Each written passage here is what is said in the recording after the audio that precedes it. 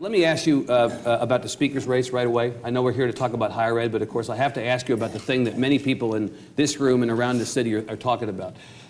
Is it really a race? From what I can tell, Mr. Paxton and Mr. Chisholm together have about a dozen votes. Mr. Straus seems to have more than 120 pledges. I'm not an accountant, but I can do some math.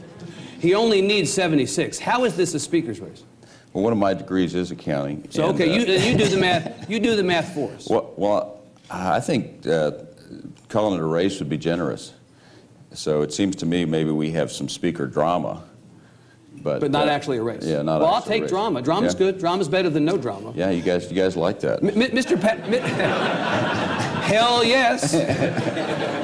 Mr. Paxton told my colleague Ross Ramsey for an interview that ran on the Tribune site this morning that while it appears they only have 12, there are in fact many, many more people who have not revealed themselves to be with him and Mr. Chisholm or with the non-Straus side. Do you have any knowledge of people who are not yet showing their hands here? I don't. I don't. I saw that, and I also saw that when he announced, he said he hadn't given it much thought. And so I have no knowledge of any additional members that he may claim to have. You're a Straus guy.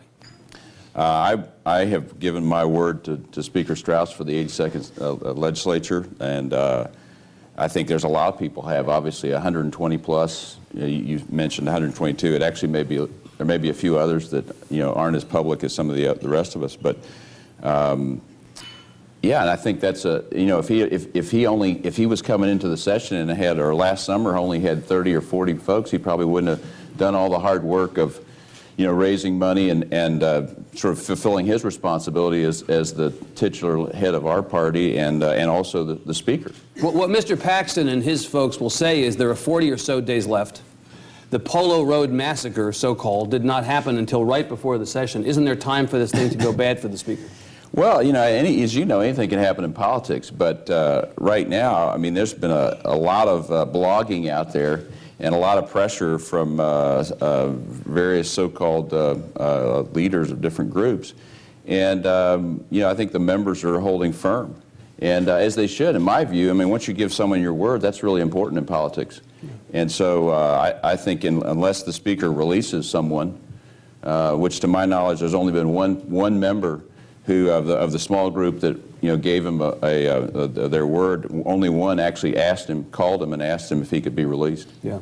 Which is, I think, the way to do it. And the speaker can make that decision, but at various times, at various races, as you know, I mean, there's been times when speakers release the pledges. That's sort of undoing the contract.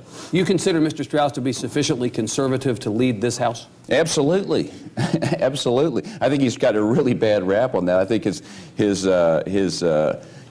life's work, his family's work in the Republican Party in Texas, going back to the days of Senator Tower.